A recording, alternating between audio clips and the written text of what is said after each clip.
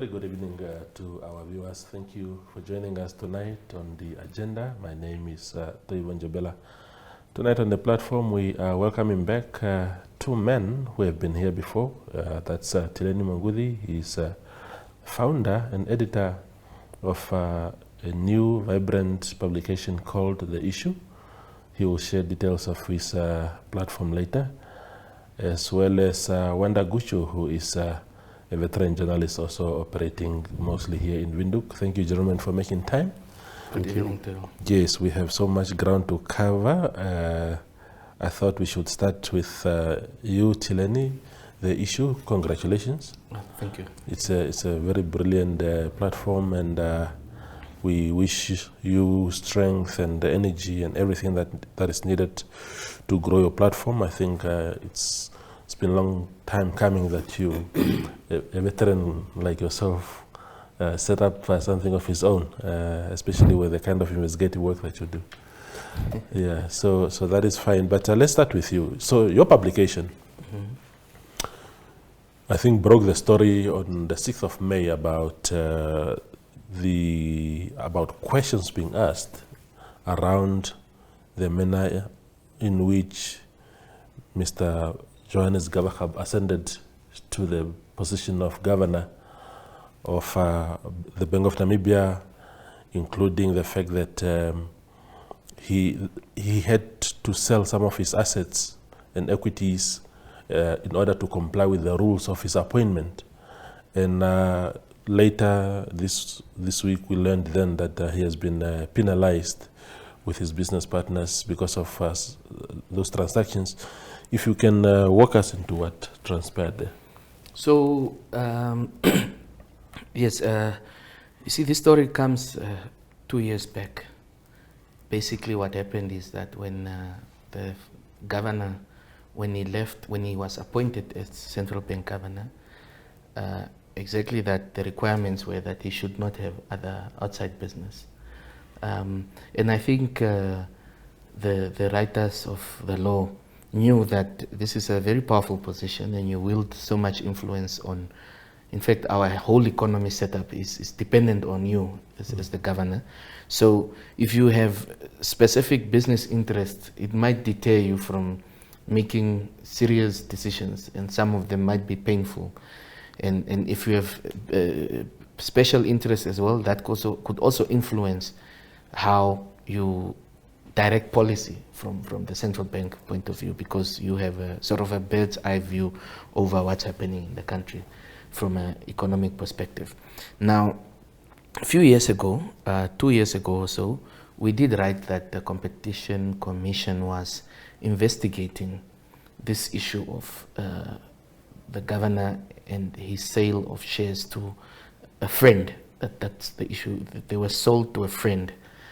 And I think at that point in time, he had other business partners who, between him and them, they were also having fights. And these fights partly also come from the fact that they were fighting for control over some of these business entities, especially EOS Capital, which is a company that is managing public funds, pension money, not only GIPF, but there are other money as well that are there. So the Competition Commission then came in to investigate whether this is a merger between Eliota and EOS Capital, or Gamma, which is the company that holds the interest of EOS Capital. And now the trick there was, if it's a merger, remember that the Competition Commission should also make sure that you are not being anti-competitive. Now, Eliota was originally a company owned 100% by Johannes Gawaxab himself. And then here, the company that is, then he sold it to his friend, Ishmael Gawaxab. Again, also here you have Gamma, that is also owned by Gawaxab. At least that time it was 55% owned by Gawaxab. And then again, it's also being bought by the same person who owns Eliota now. So it's almost like he's giving all his business interests, at least in those two financial services companies, to his friend. And that was where the red flags were raised. And eventually, obviously, as you saw from last week, that it was proven that there were some form of irregularities. Now, the governor is obviously disputing this, and they are saying that they they did not confirm or they did not concede any irregularity. They just decided to settle with the Competition Commission because of the time and it was going to be a strenuous process, protracted, and therefore. But that's really the issue. And then the other concept comes in then that the governor also then sold his shares to his sister-in-law, or so that's what they are saying. And we put these questions to him. He has not confirmed or denied. He's not answered those particular questions around his relationship with this person. And those shares, if you look at the Johannesburg Stock Exchange, were worth about 5 million or so, just over 5 million. Now that's a significant chunk. Now if you are selling such an interest to someone who is close to you, then the public has the right to know. And now these are the questions that have not yet been answered. How much did they get for these shares? The FIC is there, they work with the governor, so maybe they should prove to the public that this transaction was above board. He said that he sold them through a stockbroker. We asked him about the name of the stockbroker. He didn't respond to that as well. So we want those answers so that we can clear the governor's name if he needs to be cleared. Otherwise, he will leave us speculating that there are irregularities. And this whole thing now is now casting doubt on the integrity of the governor. Now, the position that Johannes Gawaxab holds is one which requires integrity, unquestionable integrity. So that's where we are at now. I understand. Thank you. Sorry. Wanda, what did you make of the story? The Namibian on Friday ran an article saying that, citing people like, I think, Kalimbo of the Namibia Economic Freedom Fighters, saying that the governor must resign. What did you make of the whole situation and the call to resign? The documents that I saw, there's the word that he admitted. Now, if what Tileni is saying, that this admission was just to make the case go away, it's something else. But if he indeed admitted, and then we need to look at what does the Bank of Namibia Act say in such a case. And if it's going to be classified as a crime, is it fraud? Is it what? So in this case, and looking at the position that he has now, if he admitted, was he admitting to fraud? Was he admitting to committing a crime? So I think then we need to go back to the act and then see, should he still be there? Yes, we can listen to these other guys who are calling to say he needs to go and this and that and that, which they may be right, and sometimes they may be making an emotional call, but we need to stick to the act. What does the act say? If a governor admits to committing such an act, should he stay on or should he go? So I think basically the Minister of Finance then should either come out in the open to say what action are they going to take. Because like Tileni said, people will keep on speculating if there's no word out there to say this is what we are doing to deal with this case. Yeah. Do you think that the onus is also on him to, as a man that has always saw himself as a businessman who does things beyond reproach? Do you think that the onus is also, the obligation is also on his conscience to say, look, I don't want to put the bank, the central bank, under this kind of attention, and therefore in good faith, whether I'm guilty or not, I must step away? Do you think is something that he can consider? I wouldn't want to go ahead of whatever he's doing, but I saw the response that he gave to the issue, it was short, just like this was dealt with, right? So to him, it meant that the door is closed. So Yeah. there is nothing else that can be done. Now, I'm not sure whether he thought that this wouldn't come out, whether now that it has come out, you will take it upon himself to say, I am leaving, which is not an easy thing to do, because at the meeting and then leaving, for him who has been high there, just imagine the tumble. Yeah. The tumble, because he will go down in history as the first Bank of Namibia governor to resign because he admitted to doing something wrong. So it will be like a double admission. Yeah. The resignation, if ever it comes, it will be like a double admission to say, I admitted to doing this, now I am leaving, which means I'm surrendering. Yeah. Now, it's not easy in Africa to resign. And I'm looking at him, when he became the governor, I think he was in retirement, if I'm not mistaken. Yes. So it's something that he really wanted. Because if he didn't want, you would have said, I've had my time, so I'm not coming back. But And that, he agreed to come back. and that is when you say that he wanted this job so bad, is exactly what I want to put to Tileni now.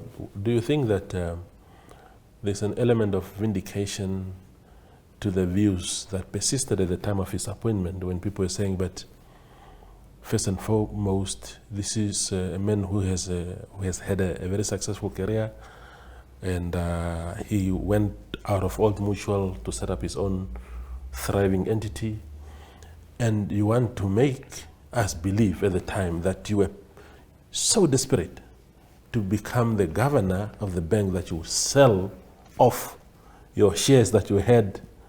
I mean, what is the trade-off there, that you could be so desperate to go to the Bank of Namibia and almost relinquish anything that you have worked hard to build?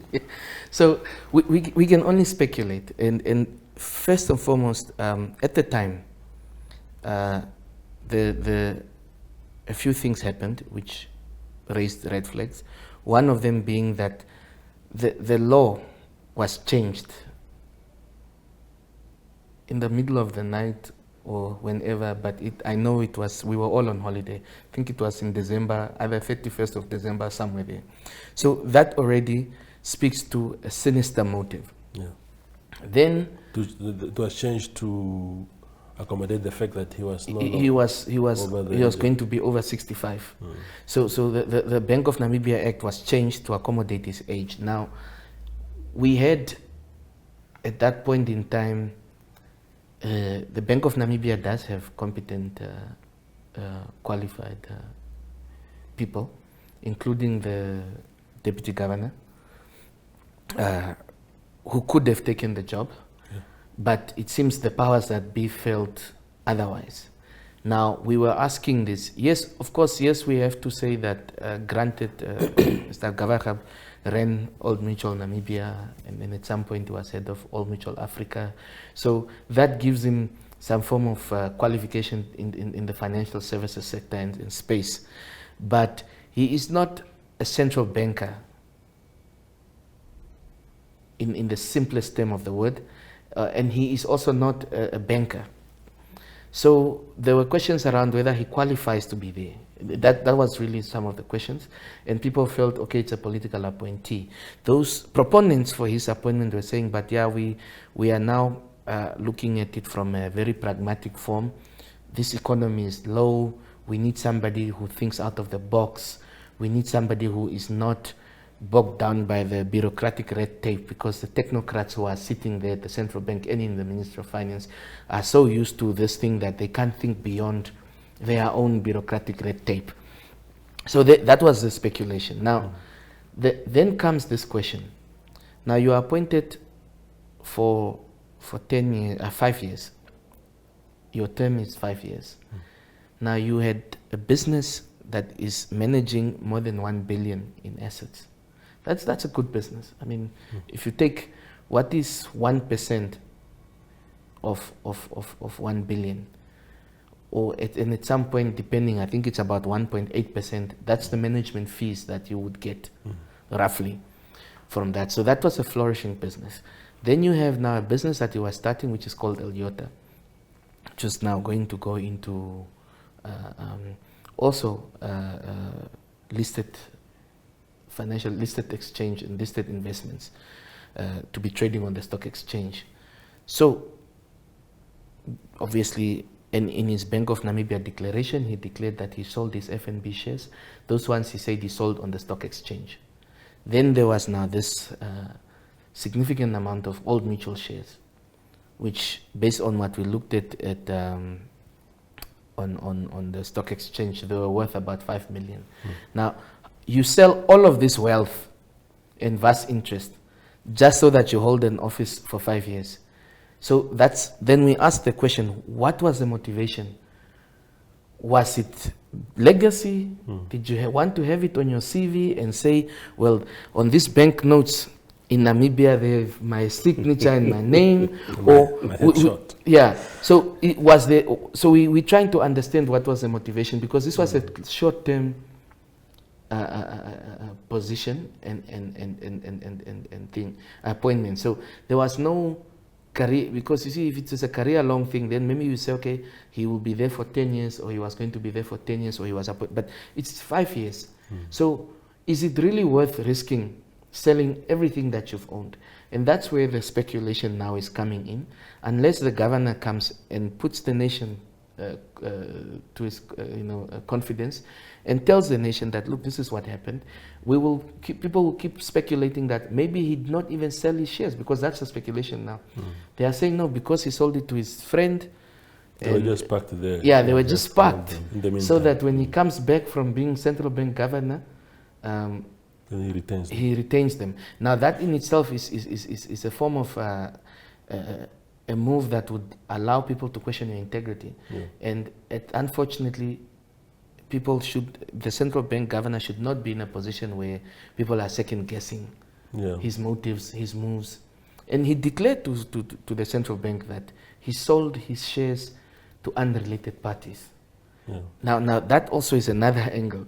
What is an unrelated party in this case? And when he says unrelated parties, was he saying that the person who bought the shares is not related to the entities where they are buying the shares, or is not related to him? Because the aim of having this unrelated parties or related party conversation is to make sure that an institution like Bank of Namibia or any major company can manage the potential conflict of interest that comes out of this transaction. So that's where it is now. When you say unrelated party, what does that mean? And the central bank would be good to just explain this, so that, because remember that the moment you have a lot of speculation over the central bank governor, that also affects the markets in Namibia, the confidence in the economy, or in investor confidence in our economy and in the way we run things as a country, and even potentially blacklisted. We are already grey listed. We can be potentially blacklisted because somebody decided that their financial interests are more important than that of the country. Tileni, you spoke about motivation. I interviewed him in 2015, I think 2015 or 2016, and I remember asking him this direct question about him willing to work with the late president, and he said to me he wouldn't mind, and he really wanted to. That was before the formation of the high-level panel on the economy. And then I think a year down the line or two, then the high-level panel on the economy was created. Then he was appointed as the chairperson. So if we are looking for motivation there, we might as well speculate that being close to Genko could actually have been one of those things. Because then you put your foot in there, you may never know what opportunities will come through. The final issue perhaps on this subject is when we're speaking about the qualification of a governor of Namibia, whether it's Mr. Gawaxab or anyone else, the bank originally has always been led by economists. Toma Alwendo. Is Toma Alwendo an economist? Not in the bigger, Not in the greater traditional sense. sense. Yeah. But yeah, you see, the Bank of Namibia actually says an economist, somebody in finance, experience in finance, banking, and law. Yeah. Yeah. So But it doesn't have to be all in one basket. You just have to have one of those, or does it? Well, I think The implied meaning there. Yeah, if you look at the appointment of Leonie Dan as deputy governor or assistant governor, that and she comes from a legal background, and also as apart from being a legal background, she comes from a regulatory point of view where she was running the Financial Intelligence Center for the first director, and she ran it from about 15 years or 10 years. So that also would then qualify her, because it's not just the fact that she has a legal background, but she came from that environment where she understands central banking, she understands the role of the central bank and all of that. And I think that's probably why Mr. Gawaxab was appointed by the then president, late president, because he also ran Old Mutual. So that is one of the biggest financial services company in the country.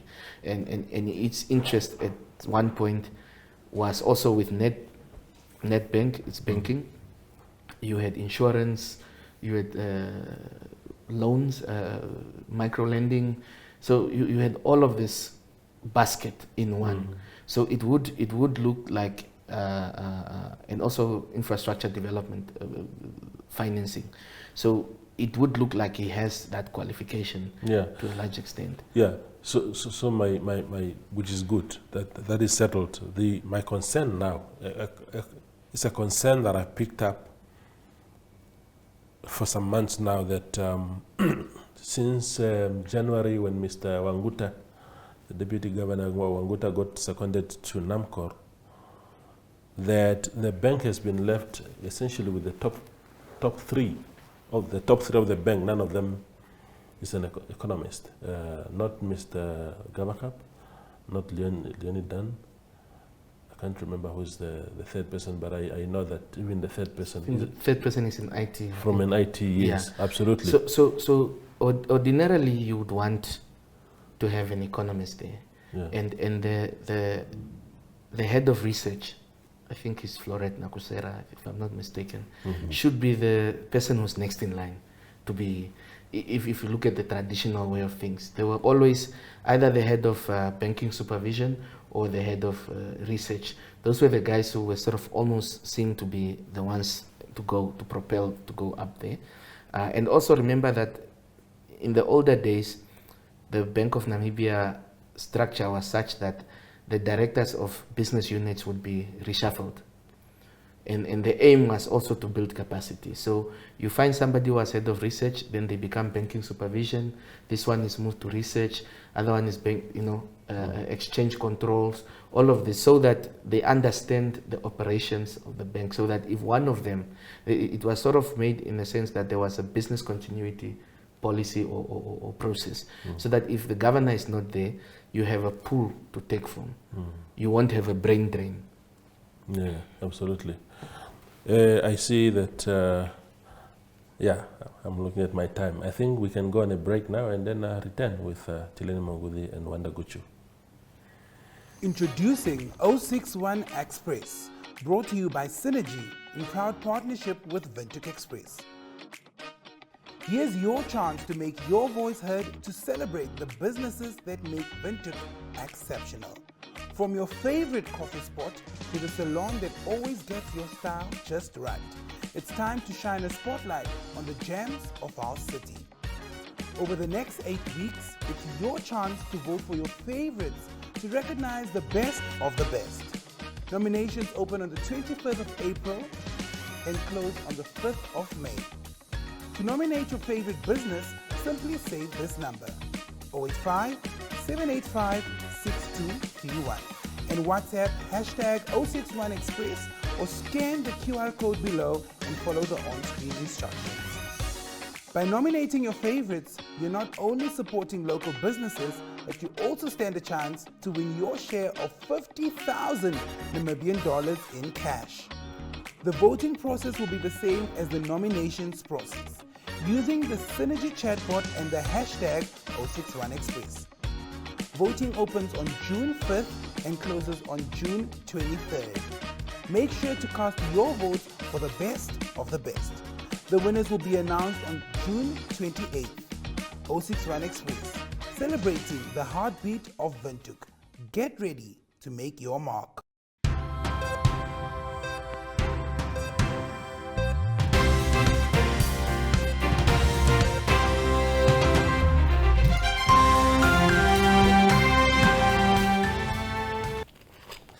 The conversation continues on the agenda now. Gentlemen, another topic that dominated headlines this week is around equity shareholding in oil and green hydrogen. It's a topic that has been going on for so long because companies like our state-owned company, NAMCO, has only 10% in many of these deposits, and people feel it's our resources.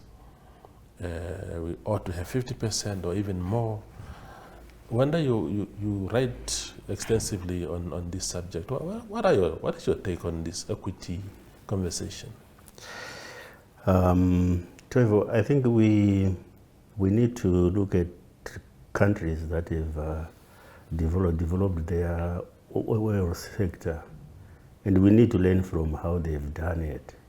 Now, Saudi Arabia, they found their oil in 1937, but until 1980, in 1973, I think, they acquired 25%.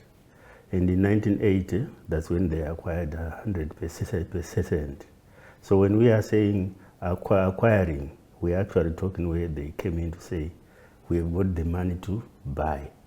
So when they bought, they already had they bought from foreign companies that were operating there. The foreign companies that found oil in Saudi Arabia. Yeah. They were operating, but for the government to say we are owning this, right?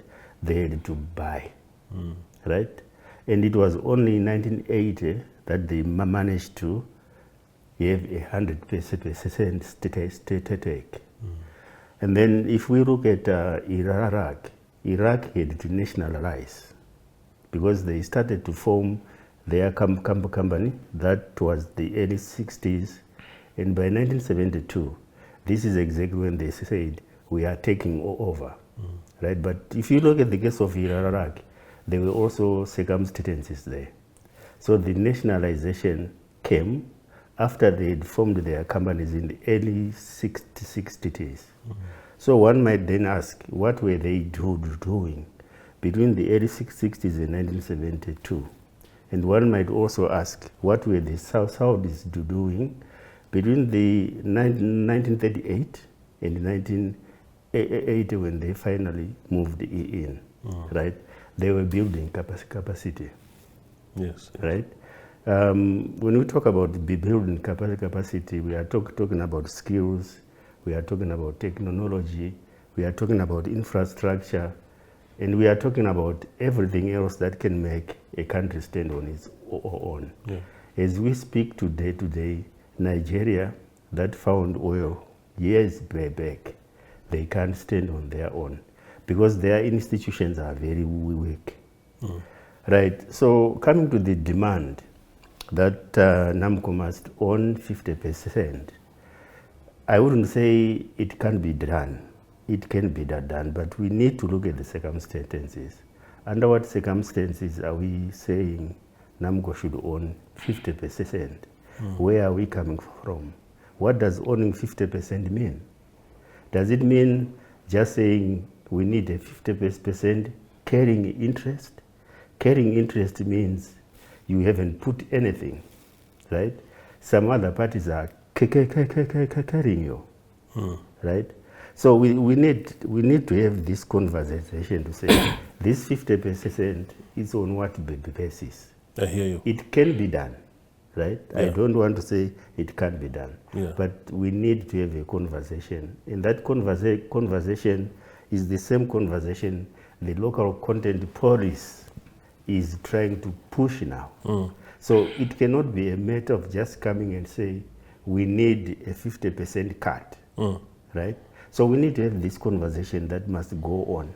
Now, I must also say, as we are speaking, there are discoveries that are said to have been made, but there's no drop of oil out yet.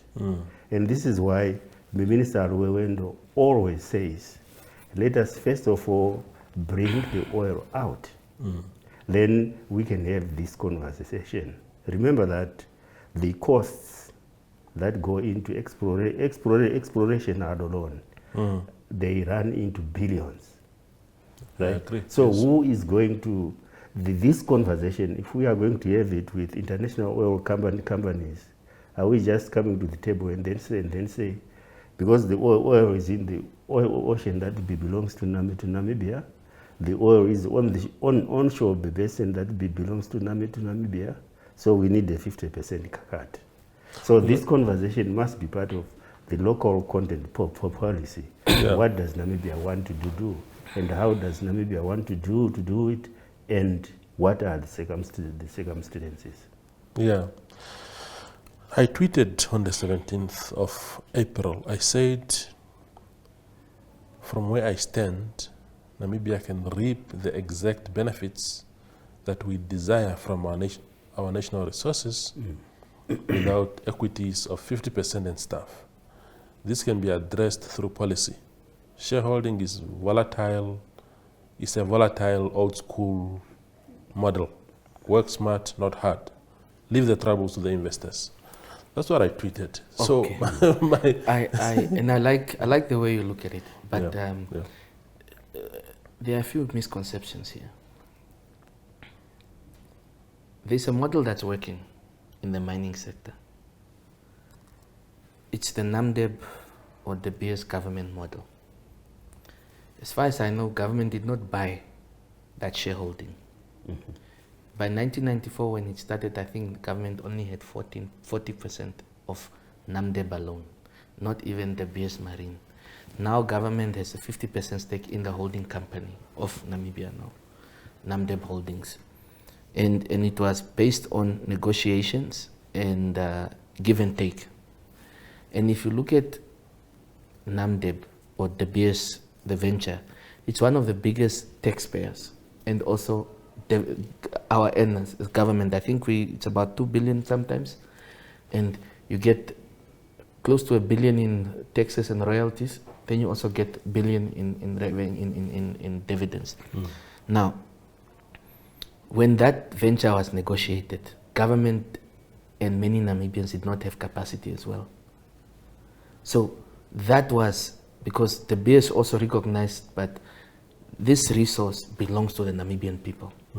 How else then do we get it for them to benefit? And you see, the government as a shareholder does not necessarily interfere much. You see that this is run on purely business principles. The managing partner, which is the BS, mostly runs the entity. Government comes in with policy here and there, and maybe discussions around employment and relaxing the licensing conditions at times to allow for the business to grow or whatever. But it's a working model. We could get more from the BS venture. I'm not saying that it's a final, we are totally happy, but it's a working model. Now my question is, why can't we take that model that is working for Namibia at the moment and replicate it? Because you see, when the BS pays dividends, it does not go and buy Toivo a Ferrari or a Bentley. It goes directly to Treasury so that it can pay for medicine in hospitals, build clinics, schools, and that's what we need, because our oil, yes, it's our oil. That notion of it doesn't belong to us can never be entertained. But we know that we don't have capacity. So now the question is, Minister Alwendo must then come up and say, what does Namibia want from this oil? We want to make sure that a child born in Havana or in Kurenkuru has the same chance of success in life as the one who's born in Ludwigsdorf and goes to St. Paul's. That's the oil should be that equalizer. And that means that the money must come however format, but we must make sure that it builds schools, infrastructure, and all these other social services that makes every Namibian have a chance. And also, if to build an economy, we have our fuel costs are high. Yeah. And we have an economy that requires transport. I mean, we don't even have a railway line that's functioning. So the cost of goods are just expensive because you have to drive a truck from South Africa. Now, what's the point of us having oil if we can't even, the pump price cannot even go down by half? Let me challenge you on the NAMDEB concept. I think the NAMDEB template is too perfect, because this is an extremely rich company with a very rich commercial history, and we jumped onto the bandwagon as an equal partner, and things have been rosy for the most part of it, except in the later years, in recent years, when NAMDEB has applied for tax breaks and all these things in order to survive. But let's assume that NAMDEB does not have strong reserves and they need recapitalization, for argument's sake. Do you think the Namibian government will be spared as a partner from paying that capital? You see, in the past, that has been what has been happening, that the government as a shareholder also participates in the recapitalization. Now, in the later years, what you are talking about, the tax breaks, that too is part of the recapitalization. It's the way it's structured. These guys are saying, well, we need to extend the life of mine. We don't have the money, it's going to cost so much. We are willing to put up this much, and you as a partner, what are you willing to put up? This one says, okay, since I regulate, I don't have the money now, I'm struggling, but since I regulate how much you pay me in royalties and taxes, keep it. I can give you an exemption here and there, and we structure it in such a way. It's the same shareholding. I mean, Husab, is it Husab? I think Epangelo Mining owes, I don't know whether it's a 5% or 10%, but even then, it's not money that we are getting now, because it's a structure that it will first be paid. We must first pay for the shareholding, and only then we'll be able to get money. But you see, this NAMDEB one is different. It's more different because they said, okay, we'll just give you because it's your resources, and that's what we want. We want a situation where our government is a participator, because the resources belong to the people. Our government participates on behalf of the people, so that whatever we get out of it should then directly benefit the children in Havana.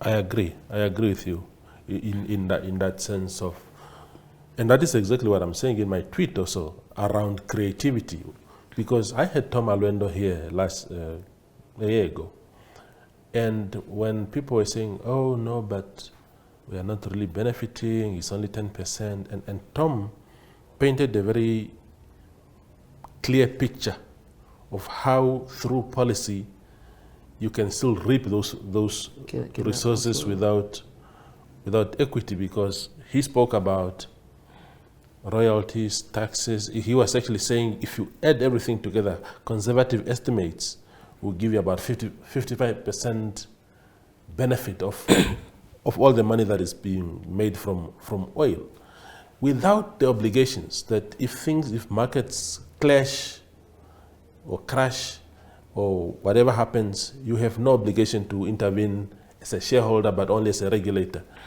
That is my attitude. I hear you, and I agree with you to some extent. Yeah. But what's the point? What about the knock-on effect, the value addition, right? Now, what's the point of having a multi-billion-dollar industry operating in Namibia? Our government knew 10 years ago already that it's imminent, but nobody. And even simple thing as employment. Wanda was talking about capacity, right? We have something called the petrol fund. And the aim of that petrol fund exactly was, on a day like this, all the oil companies and industry have put money in there, and it's supposed to train Namibians. So let's ask now. We knew that the potential for oil, we knew about it 15 years ago. How many people are qualified and ready to work on an oil rig in Namibia right now? Trained by NAMCOR or by the Ministry of Mines and Energy through the petrol fund? How many? How many petrochemical engineers do we have in this country? Trained and maybe sent on an internship on attachment somewhere to gain capacity. So the problem with Minister Alwendo's statement for me is that he is talking about it, but government is not showing what it has done to prepare for this day.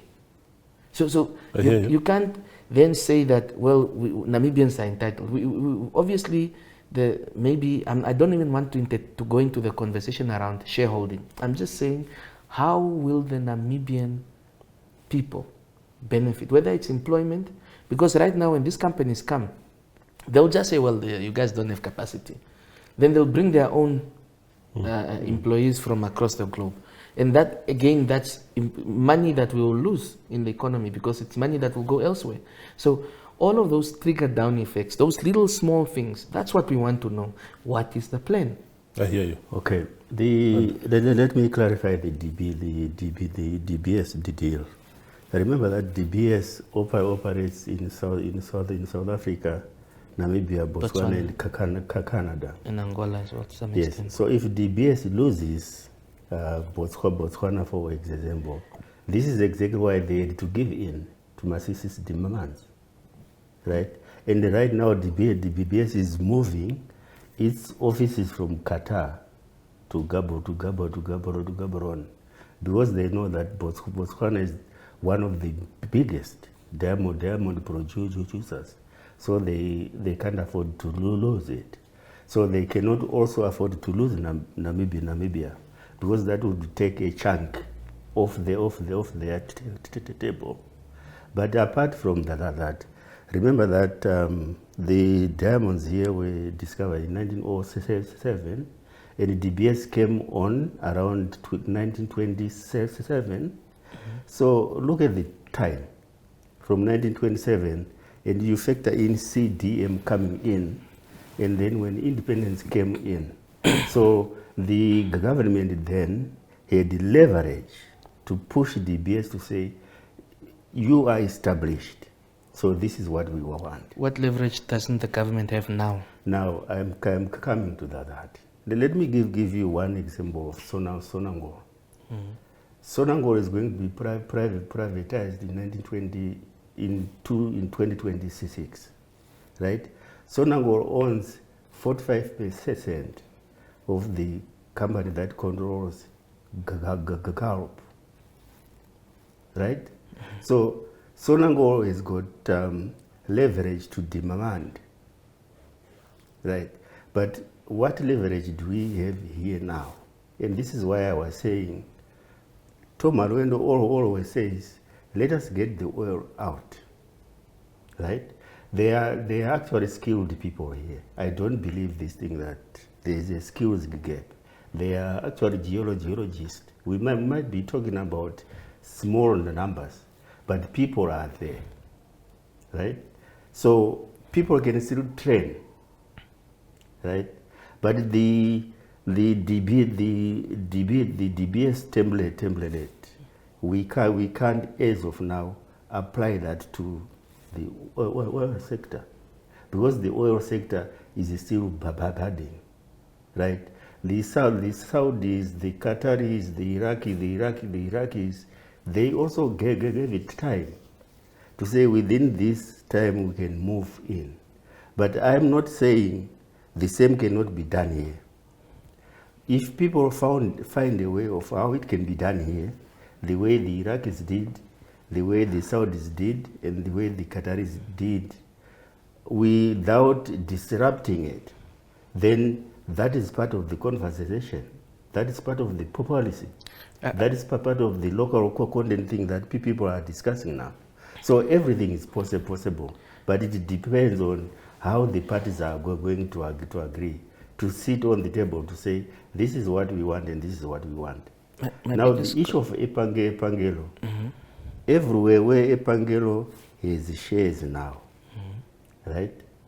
Apart from We Are Gold, Epangelo had to get a loan from the Chinese who started Epangelo had get a loan to buy the 3% shares in the Gawaxab gold mine. So Epangelo doesn't have money, right? And the shares that they have in Combat, those they were given, right? So these are all the things that we need to look at now. Now we are talking about oil, yet we have got Epangelo that is struggling. Is that and not we the have case got of diamonds, yeah? Where we have got a template that is seemingly working, and then we are struggling with Epangelo. Yes. So all these things, if there are no regulations, there's no clear policy, we will have a sector that is operating at different levels. You see, Wanda, you hit the nail on the head. Policies, clear guidelines, and that is where I have a problem with the fact that we are talking about let's first get the oil out. But I'm saying if we don't lay the groundwork, we are not clear on what will happen when the oil comes out. Then we'll end up like one of those countries where they have oil, but the people in the country are not benefiting, and even fuel prices are even skyrocketing. So we need to first say, will there be value addition in Namibia? Whether it's a refinery that can just support Namibia, Botswana, and Zambia, or whatever, Southern Africa. Will there be value addition? And if there's no value addition, how will these guys who are the oil majors, the producers, will they give us a certain quota every year of free fuel or whatever, subsidized fuel, so that the Namibian people can feel it?